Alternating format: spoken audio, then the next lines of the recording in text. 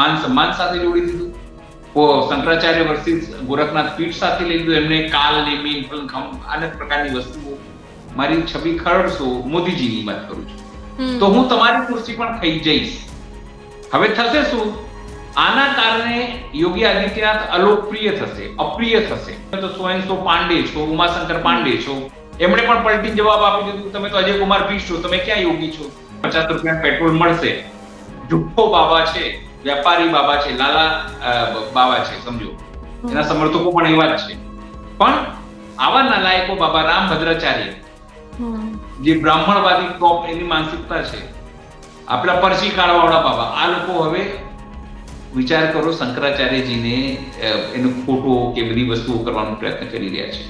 બાંગ્લાદેશમાં જે હિન્દુઓ પર છે, ક્યાં હિન્દુઓનો ખતરો, હિન્દુઓનો ખતરો, હિન્દુઓનો ખતરો, આ નકલી નેતાઓ, આ ભગવા સેના વાળાઓ જે પોતાને હિન્દુ કરે છે, અભિમુક્તેશ્વરાનંદી, ચલો હું માની લઉં ઉમાશંકર પાંડે છે, તો શું એ હિન્દુ નથી?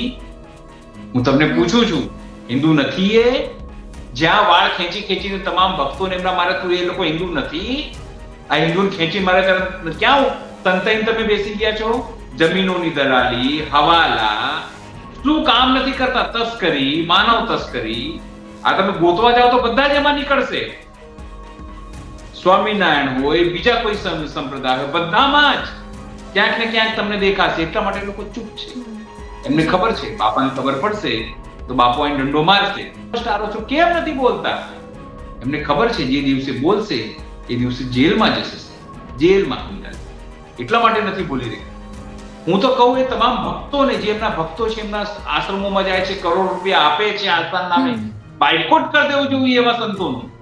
હું વ્યક્તિગત આરોપ છે બાબુ, ઇલેક્શન કમિશને કરી છે. આ કૌભાંડ છે.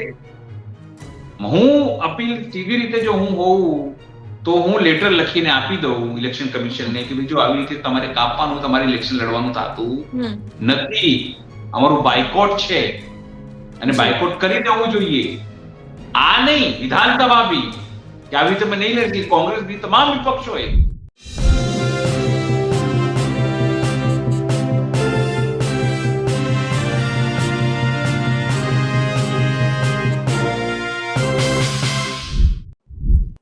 નમસ્કાર, હું છું ચંદ્રિકા પુત્ર નિરાલી અને આજે આપણી સાથે જોડાઈ ગયા છે વરિષ્ઠ પત્રકાર અને અમારા એડિટર અનિલ પટેલ. તો અનિલ સર, ધન્યવાદ અમારી સાથે જોડાવા બદલ. નિરાલી નમસ્કાર, હું છું ચિંતામણી પુત્ર અનિલ પટેલ. સર, સૌથી પહેલો પ્રશ્ન સીએમ યોગીને લઈને છે. સીએમ યોગી અને શંકરાચાર્યજી વચ્ચે જે વિવાદ ચાલી રહ્યો છે, શું તમને લાગે છે કે એનાથી યોગીજીની ખુરશી સંકટમાં આવી શકે છે? યોગીજીની બી અને મોદીજીની બી આ લડાઈ કેવી છે હું તમને કહું. જ્યારે વારાણસીમાં મંદિરો, ઘાટો તૂટ્યા ત્યારે સીધી રીતે આરોપ લાગ્યો કે મોદીજી બધું તોડાઈ રહ્યા છે. મોદીજી પીએમ છે, મોદીજી તોડાઈ રહ્યા છે. અને મોદીજી જે રીતે 2024માં માત્ર 1.5 લાખ વોટથી જીત્યા, એનાથી લાગ્યું કે એમની લોકપ્રિયતા ઘટી છે. બધાને એવું ખબર છે, કારણ કે એક જગ્યા હું ગયો તો ત્યારે બધા મને એવું કહેતા હતા કે અત્યારે ચાય વાળો એ પીએમ છે, આગામી દિવસોમાં ગાય વાળો છે ને એ પીએમ થવાનો છે. ગાય વાળો એટલે કોણ?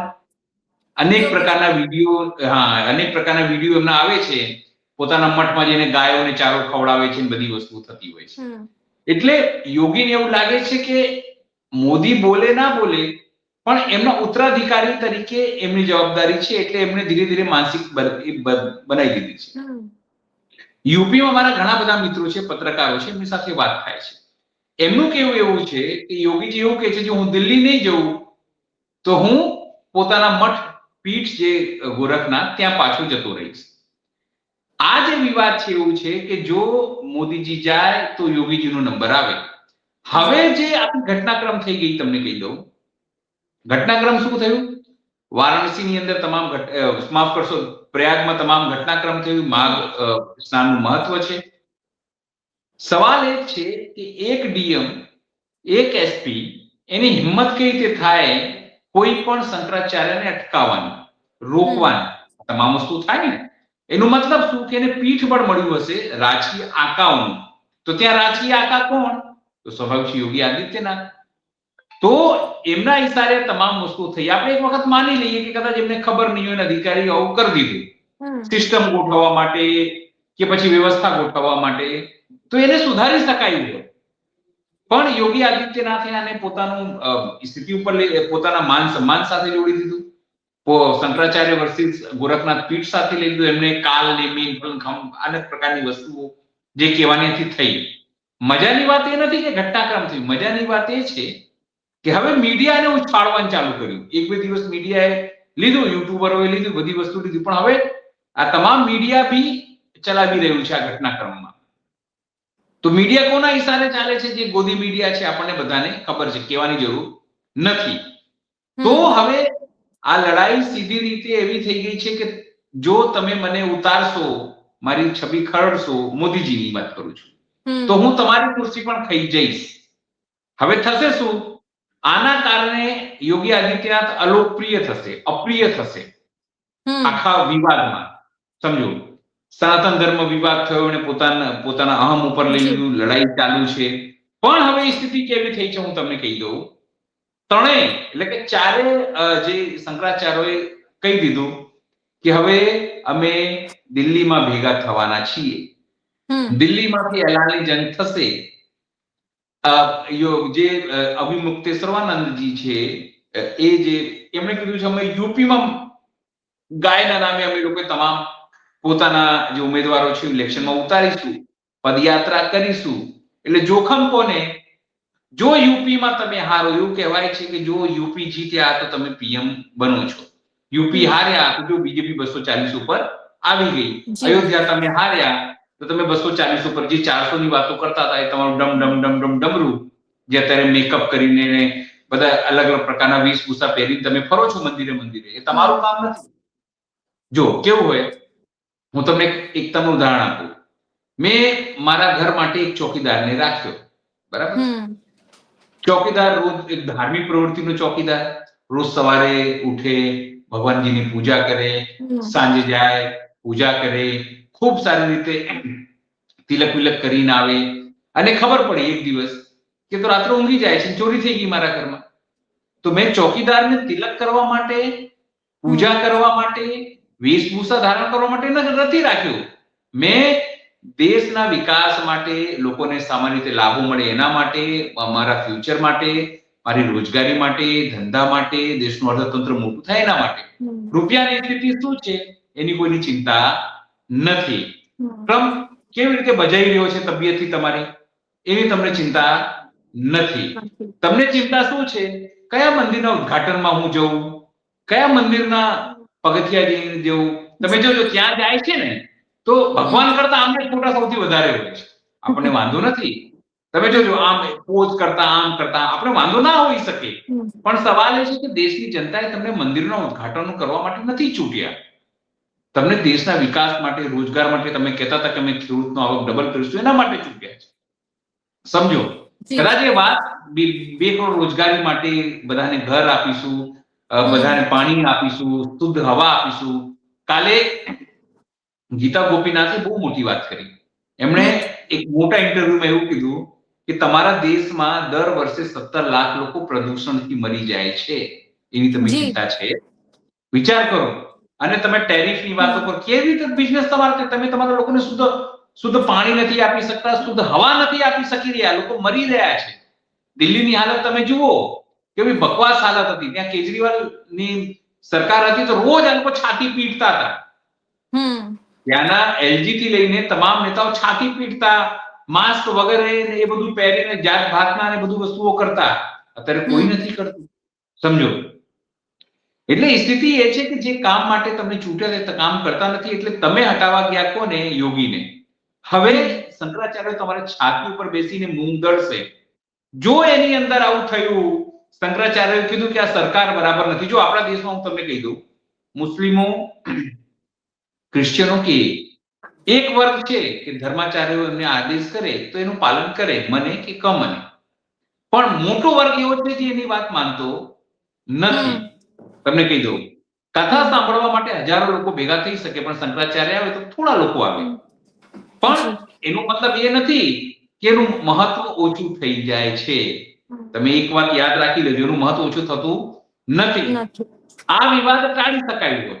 પણ એની પાછળ ઘણા બધા પરિબળો છે, ઘણી બધી વસ્તુઓ છે કે અમે તો તમને ઠોકી નામ સીધા કરી દઈશું, ભલે તમે શંકરાચાર્ય તો શું થયું, હું બી સાધુ છું. હવે તમે વિચાર કરો, અત્યાર સુધી શું થયું, તમે માંગતા તેમની જોડે કે લાવો ભાઈ તમે સાધુ છો કે નહીં, તમને ખદેડી દઈશું. હવે નોટિસ એમને માંગી લીધી, તમે ઓરિજિનલ સાધુ છો કે કેમ? બધા એમને કહેતા હતા તમે તો સો એન્ડ સો પાંડે છો, ઉમાશંકર પાંડે છો. એમણે પણ પલટી જવાબ આપી દીધું, તમે તો અજય કુમાર ભીષ્ટ છો, તમે ક્યાં યોગી છો? તમને ના ખબર તો કીધું ગુજરાતના દર્શકોને, યોગી આદિત્યનું નામ અજય કુમાર ભીષ્ટ છે, સમજો. એટલે આખી ઘટના તમે સમજો. અને આખી સ્થિતિ એવી છે કે આપણા જે અવિમુક્તેશ્વરાનંદ જે શંકરાચાર્ય એ વડોદરામાં ભણ્યા છે, છાત્ર સંઘનું ઇલેક્શન બી અહીંયાથી અને એબીવીપી થી લડ્યા છે. એમણે પોતે ખુલાસો કર્યો તે વાર કે હું છાત્ર સંઘનું ચુનાવ વડોદરામાં લડ્યો, એટલે વડોદરાનું કનેક્શન છે એમની જોડે, ગુજરાતી છે. અને ટકરાવ ક્યાં થઈ રહ્યું છે? યુપીમાં, પણ કોની જોડે? પીએમ, ગુજરાતી પીએમ જોડે.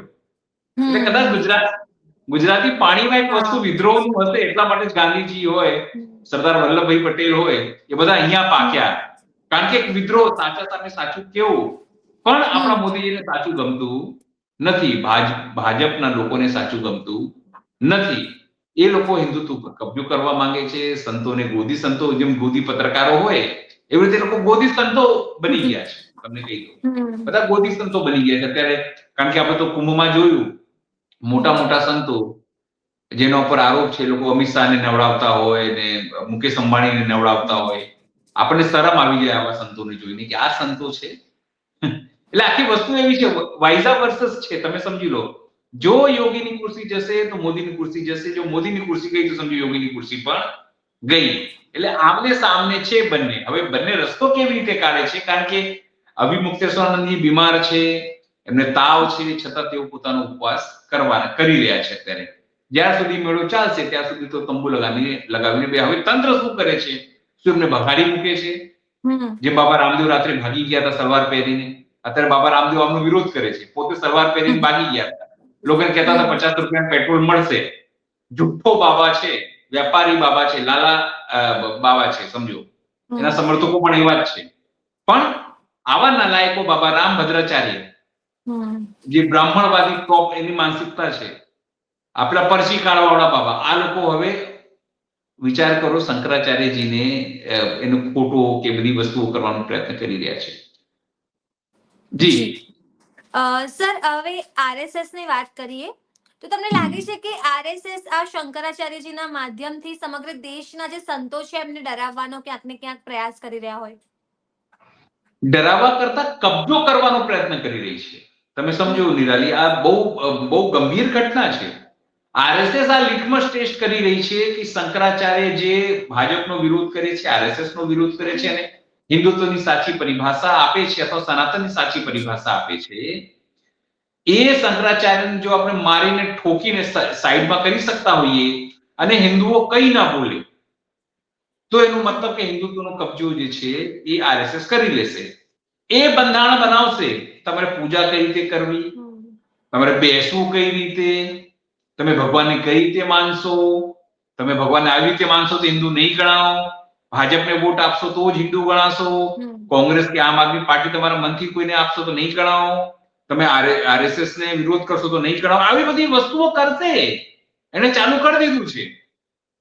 પણ મુશ્કેલી એ છે આરએસએસ ની કે આપણા દેશમાં હિન્દુઓ અલગ અલગ રીતે વહેંચાયેલા છે. કોઈ શાક્ત છે એટલે શક્તિમાં માને છે, જેમ પશ્ચિમ બંગાળમાં જતા રહો, એ લોકો માં દુર્ગાની પૂજા કરે છે. ગુજરાતીઓ પણ માતાજીની આરાધના કરે છે. ગુજરાતીઓ પણ અથવા દેશમાં પણ લોકો તમે જાઓ તો કોઈ બ્રહ્મા વિષ્ણુ મહેશ 3 અલગ દેવતાઓને માને છે. કોઈ કેદારને માને છે, કેદારનાથ જાય છે, તો કોઈ બદ્રીનાથ જાય છે. સમજો, આપણે ત્યાં વિવિધતા છે. આપણે ત્યાં વૈષ્ણવ સંપ્રદાય છે. આપણે વડને પૂજીએ, નદીને પૂજીએ, સમુદ્રને પૂજીએ, આકાશને પૂજીએ, સૂર્ય ચંદ્ર તમામ ગ્રહોને પૂજીએ. આપણે કોઈને નહીં પૂજીએ તો પણ સનાતની છીએ. તમે સમજો, એટલે આ લોકો હિન્દુત્વ એટલે ખાસ કરીને આરએસએસ આ એક પ્રયોગ કરી રહ્યો છે કે જો આ શંકરાચાર્યને મારીને ઠોકીને કંઈ કરીને કોઈ નહીં કરે તો પછી બધા ઉપર આપણે કબજો કરી લઈશું. એ તમે સમજી લો. અને આ જ તમે જો ભગવા સિંહના નામે અત્યારે બાંગ્લાદેશમાં હું તમને ઉદાહરણ આપું. બાંગ્લાદેશમાં જે હિન્દુઓ પર છે હિન્દુઓનો ખતરો, હિન્દુઓનો ખતરો, હિન્દુઓનો ખતરો, આ નકલી નેતાઓ, આ ભગવા સેના વાળાઓ જે પોતાને હિન્દુ હિન્દુ કરે છે, અભિમુક્તેશ્વરાનંદી, ચલો હું માની લઉં ઉમાશંકર પાંડે છે, તો શું એ હિન્દુ નથી? હું તમને પૂછું છું, હિન્દુ નથી એ? જ્યાં વાળ ખેંચી ખેંચીને તમામ ભક્તોને એમના મારે, તું એ લોકો હિન્દુ નથી? આ હિન્દુને ખેંચી મારે ત્યારે ક્યાં સંતાઈને તમે બેસી ગયા છો? કયા ખૂણામાં બેસી ગયા છો? હું વ્યક્તિગત પૂછું છું તમામ એવા નેતાઓને, તમામ જે દાવો કરે છે કે અમે હિન્દુત્વના એજન્ડા ચલાવીએ છીએ, અમે હિન્દુ છીએ. તમે વિચાર કરો, આ વાત યોગી આદિત્યનાથના એક મંત્રી છે, ડેપ્યુટી સીએમ છે કેશવ પ્રસાદ મૌર્ય, એમને સમજાઈ ગઈ. એમણે પોતાનું નરમ વલણ દાખ્યું. એમણે કીધું મામલો પતાવવો જોઈએ, આ બધી વસ્તુ થવા માંડી છે, તમે સમજો ત્યાં. પણ હજુ પણ કેટલાક લોકોને આ વાત સમજાતી નથી. ખાસ કરીને ગુજરાતમાં હું તમને વાત કરું તો ગુજરાતના ભક્તો, સંતો, હિન્દુત્વના રખવાડાઓ ક્યાં ગાયબ થઈ ગયા છે? હું પૂછવા માંગુ છું કે સંતો ગુજરાતના કેમ ચૂપ છે? કારણ કે બધાના વહીવટો હોય ને. ગિરનારનો એક સંત મને કહો, કોઈએ બોલ્યો હોય તો. મોટી મોટી વાર્તાઓ કરે છે, મોટી મોટા ધંધાઓ લઈને બેઠા છે એ લોકો. તમને કેવા ગોરખ ધંધા થાય છે તમને મને ખબર છે. એમના વિડીયો કેવા આવે છે સ્વામિનારાયણ સંતથી લઈને બધા લોકોના. નહીં ખબર આપણને? જમીનોની દલાલી, હવાલા, શું કામ નથી કરતા? તસ્કરી, માનવ તસ્કરી. આ તમે ગોતવા જાઓ તો બધા જ એમાં નીકળશે. સ્વામિનારાયણ હોય, બીજા કોઈ સંપ્રદાય હોય, બધામાં જ ક્યાંક ને ક્યાંક તમને દેખાશે. એટલા માટે લોકો ચૂપ છે. એમને ખબર છે બાપાને ખબર પડશે તો બાપો અહીં દંડો મારશે. બુલડોઝર દાદાનો કહેવાય છે ને, દાદાનું બુલડોઝર અત્યારે બીજી જગ્યાએ છે, તમારે આવી જશે. આ લોકોને કેવું છે, આમ થઈ જાય છે. આમ હું તમને કહું સીધું, હિંમત નથી સાહેબ, કોઈ બોલતું નથી. આજે મારે એક સંત સાથે વાત કરી, બિચારા સંત ખૂબ સારા, સંતે ખૂબ નિખાલસતાથી કીધું સાહેબ અમને અમારી જે સંત સમિતિ છે એ હજુ એને નિર્ણય નથી કર્યો કે શું કેવું. વિચાર કરો, ઘટનાને 4 દિવસ થઈ ગયા છે. ગુજરાતની સંત સમિતિએ નક્કી નથી કર્યું નિરાલી કે શું કેવું. એક પોતાનું વર્ઝન આપી શકે કે ભાઈ આ સારું છે, ખરાબ છે. કારણ કે છે કે બંને તરફો સંત છે. કોણ સંત છે? યોગી આદિત્યનાથને આ લોકો સંત માને છે? સંત છે સાહેબ એક એનું કર્મ નથી એ વ્યક્તિનું અથવા એ ભાઈનું કે સંત લાગે. સંત એટલે શું? તમને કહી દઉં, આ તમામ એવા સંત છે જે લોકો, એટલે રાવણ જે રીતે વેશ ધારીને સંત કરીને આવ્યો હતો અને સીતાજીનું અપહરણ કર્યું હતું, આ તમામ લોકો એવા સંતો છે. અને એક ફિલ્મ આવી હતી, એક બંદા કાફી હે, એમાં એક સરસ મજાનો ડાયલોગ હતો. એમાં પૂછે છે સામે કે ભાઈ કેમ આ સંતને કેમ માફી ન મળવી જોઈએ? તેને કીધું કે સંતને એટલા માટે ન માફી મળવી જોઈએ કારણ કે પાન વાળો છે એ ડોક્ટર બનીને જો તમને પાન ખવડાવે તે ખોટું છે. એ પાન વાળો બનીને તું પાન ખવડાય. તું સંત છું તો સંતની જેમ વળ.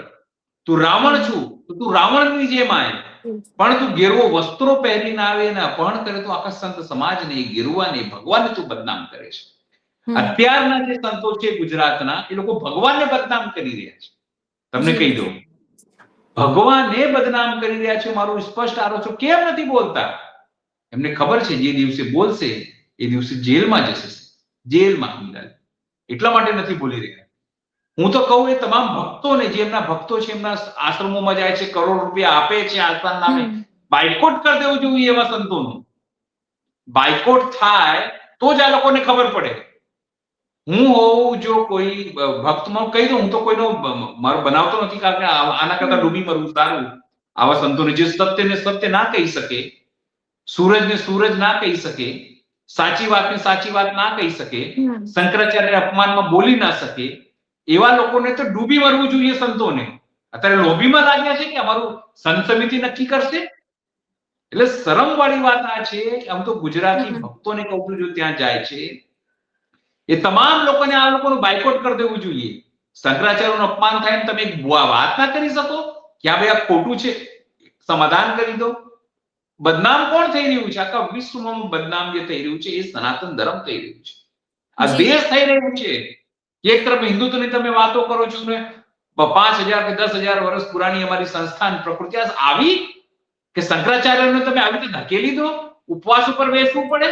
હું કોઈ શંકરાચાર્ય, હું તમને એક વાત કહી દઉં, હું કોઈ શંકરાચાર્યનો બહુ ભક્ત છું એવું નથી, પણ આ સંતોનું અપમાન છે. જે વ્યક્તિ તમારી વિરુદ્ધમાં ઉભું રહે, તમારી મનગમતી વાત ના કહે, એટલે તમે આવી રીતે અપમાનિત કરશો.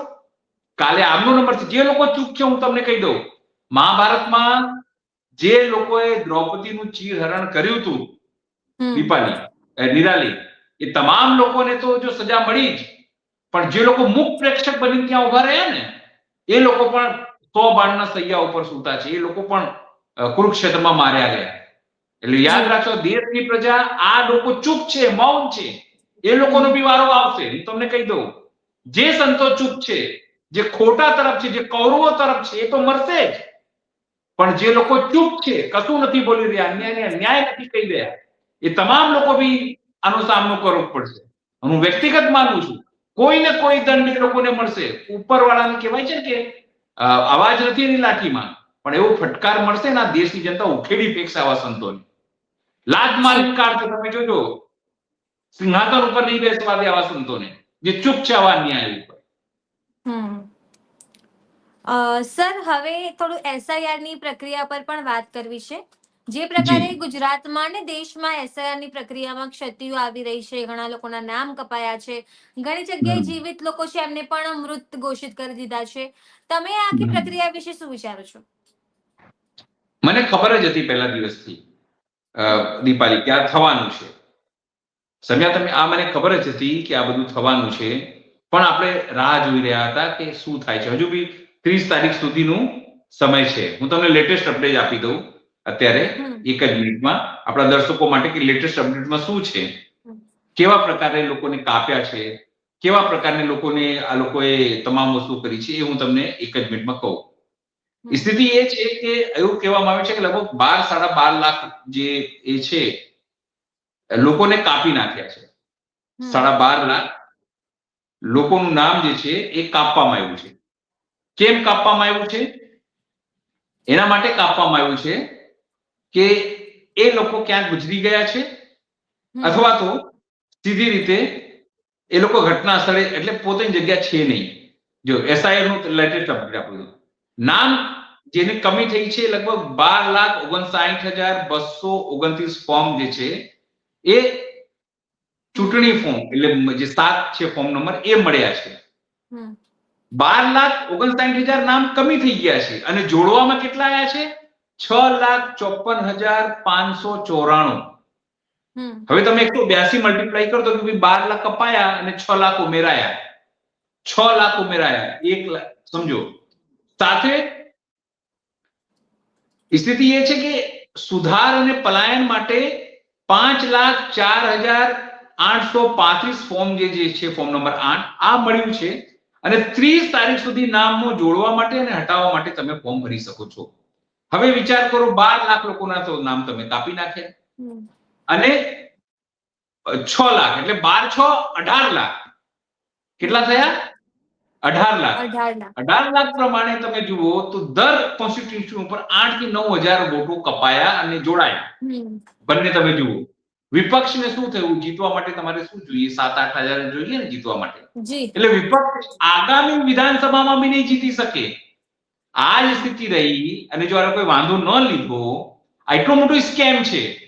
આ સ્કેમમાં કોણ ઉપસ્થિત હોય? સાહેબ, તમારો આખું સિસ્ટમ આની અંદર ઇન્વોલ્વ છે. હું તમને કહી દઉં, જો મારો વ્યક્તિગત માનવું છે, જો આવું જ રહ્યું અને ઇલેક્શન આ પક્ષોનું ન સાંભળ્યું તો તમામે બાયકોટ કરી દેવું જોઈએ. સાંભળે તો વાંધો નહીં, ન સાંભળે તો આ ઇલેક્શનનું બાયકોટ કરી દેવું જોઈએ. કેવું જોઈએ એમ લોકોને કે ભાઈ કેવી રીતે એક વ્યક્તિનું નામ કેવી રીતે કપાય, જીવિત. તમે પણ કવર કર્યું છે, મેં પણ જોયું છે, ખેડાથી લઈને બધી જગ્યાએ લોકોને 7-8 ટાર્ગેટ સાથે નામ કાપવામાં આવ્યા છે, અને ટાર્ગેટ સાથે નામ જોડવામાં આવ્યા છે. તમે સમજો, આનું આ જો સિસ્ટમ જ કહેવાય કે સૈયાભાઈ દરબાર તો અબ ડર કાહે કા, સૈયાભાઈ કોતવાલ તો અબ ડર કાહે કા. સમજો, સીધી રીતે તો કોણ આવશે? કોણ બચાવવા તમને આવશે? કોઈ નહીં બચાવી શકે તમને. હારતા એક સીટ નહીં આવે વિપક્ષની. આ રીતે છે. આ 2027 ની તૈયારી છે. આ કોઈ આની તમને શું લાગે છે કે આ કઈ સ્થાનિક સ્વરાજ ચૂંટણીઓની તૈયારી છે કાપવામાં આવ્યા છે? જી આવું વિચારતા હોય તો માનજો કે ખાંડ ખાય છે બધા. આ જી. લોકો વિપક્ષો, આમ આદમી પાર્ટી, કોંગ્રેસ પોતાની રેલીઓ કાઢવામાં રહી, ના આવું કર્યું, પોતાના કાર્યકર્તાઓને પ્રોપર ટ્રેનિંગ ના આપી, ટ્રેનિંગના નામે ખબર નહીં જે બી કર્યું હશે. જો કર્યું હોત તો આમ આદમી પાર્ટી કોંગ્રેસ બી આ કામ કર્યું હોત. પોતાના જી. ફોર્મો 7,000 ફોર્મ બે દિવસમાં ભરી જાય. એનો મતલબ શું? કેટલું મોટું ટાર્ગેટ સાથે તમામ વસ્તુઓ જી. તંત્રે કરી છે. હું વ્યક્તિગત આરોપ છે મારું, ઇલેક્શન કમિશને કરી છે. આ કૌભાંડ છે. હું અપીલ સીધી રીતે જો હું હોઉં તો હું લેટર લખીને આપી દઉં ઇલેક્શન કમિશનને કે ભાઈ જો આવી રીતે તમારે કાપવાનું, તમારે ઇલેક્શન લડવાનું થતું નથી, અમારું બાયકોટ છે અને જી. બાયકોટ કરી દેવું જોઈએ. આ નહીં, વિધાનસભા બી કે આવી રીતે તમે નહીં લડતી, કોંગ્રેસ બી, તમામ વિપક્ષોએ કે તમે લડી લો. જો તમે નક્કી જ કરી રાખ્યું, જો તમે નક્કી જ કરી રાખ્યું છે ઇલેક્શન કમિશને કે આપણે ભાજપને જીતાડવાનું છે તો જીતાડ દો. અને સર, જ્યાં જ્યાં એસઆઈઆર ની પ્રક્રિયા થઈ છે તમામ રાજ્યોમાં ભારતીય જનતા પાર્ટીની સરકાર આવી છે. બિહારમાં તમે કહ્યું, બિહારમાં જે આખી ઘટના કરી એમાં તો એડીઆર અને બીજી સંસ્થા પોલ ખોલી દીધી. જી. કેવી રીતે આ લોકો જીત્યા?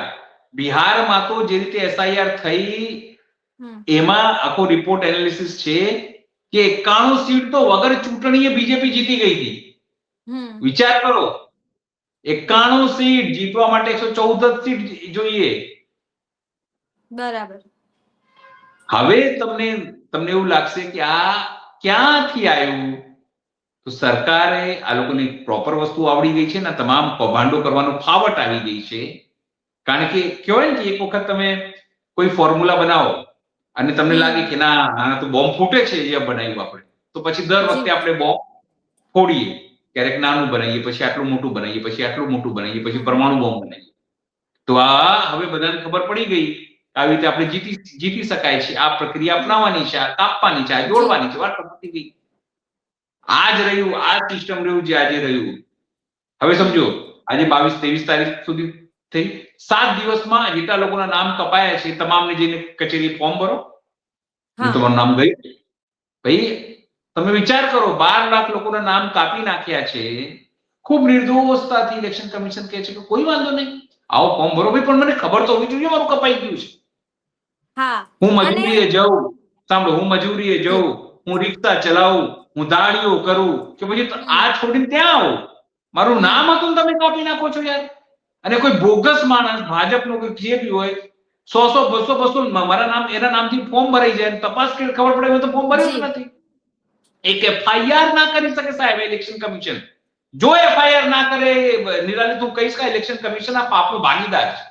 જી, તમે સમજી લેજો. આ મળેલા છે આ તમામ લોકો, તમે માનીને ચાલજો, આ તમામ લોકો મળેલા છે, કોઈને પડી નથી કે લોકતંત્ર રહે ન રહે. પણ યાદ રાખજો, આજે કોઈ બીજી પાર્ટી છે તો કાલે કોઈ બીજી પાર્ટી રહેવાની છે. કોઈ અમર પટ્ટો લઈને આવ્યો નથી. એક વાત યાદ રાખજો. એટલે બધાને સજા તો મળશે. આજે કોઈ બીજાનો છે તો કાલે કોઈ બીજાનો છે. પણ જે દિવસે દેશની પબ્લિકને એ વાતની ખબર પડશે, ગુજરાતની પબ્લિકને, એ દિવસે આ જ અધિકારીઓ, હું પોલિટિકલ લોકોને દોષ આપતો જ નથી, કેમ કે ટેક્સ આપણે ભરી, આપણે ટેક્સના નાણાંમાંથી આ અધિકારીઓને પગાર મળે છે, એસી ચેમ્બરમાં મળે છે, બેસવાનું મળે છે, અધિકાર ભોગવે, પગાર ભોગવે, બધી વસ્તુ ભોગવે, છતાં મુહૂર્ત કોણ? તો જનતા. તો આ તમામ કવાયત જનતા માટે છે. અને તમામ તમે જનતાનો દ્રોહ કરી રહ્યા છે. લોકો દોડાઈને મારશે, તમે જોજો. આ જ લોકોને લોકો દોડાવીને મારશે. જેનજી આપણા બાજુમાં જ, જેનજી આપણે જોયું, બાંગ્લાદેશ આપણે જોયું, આપણે શ્રીલંકા જોયું, આપણે પાકિસ્તાન જોયું છે ને. આપણે ટ્રમ્પની વિરુદ્ધમાં લોકો રસ્તા પર નીકળ્યા હતા, એ જોયું. ડેનમાર્ક જોયું, બધું જ જોયું આપણે. અત્યારે ઈરાનમાં ચાલી રહ્યું છે, એ આપણે જોયું. તો શું અહીંયા નહીં થાય? હું ચીમકી નથી આપતી, હું ભગવાનની પ્રાર્થના કરું છું કે અહીંયા નહીં થાય અને ન થવું જોઈએ. પણ સરકાર આવું કરશે તો પછી શું રસ્તો છે મારી પાસે?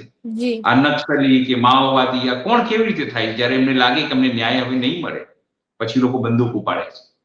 આપણે એવું નથી કહેતા કે લોકો બંદૂક ઉપાડી લે, પણ આ વાત લોકોને પણ સમજવી પડશે, અધિકારીઓને સમજવી પડશે, પોલિટિકલ જે લોકો નેક્સસ કરે છે એ લોકોને સમજવું પડશે અને સત્તા ભૂખ્યા જે લોકો છે એ લોકોને પણ સમજવું પડશે. નિરા. જી સર, ધન્યવાદ અમારી સાથે જોડાવા બદલ. તો આ હતા આપણી સાથે અનિલભાઈ. તમે આ વિશે શું વિચારો છો કમેન્ટ કરીને જણાવો. અત્યાર માટે બસ આટલું જ. ધન્યવાદ.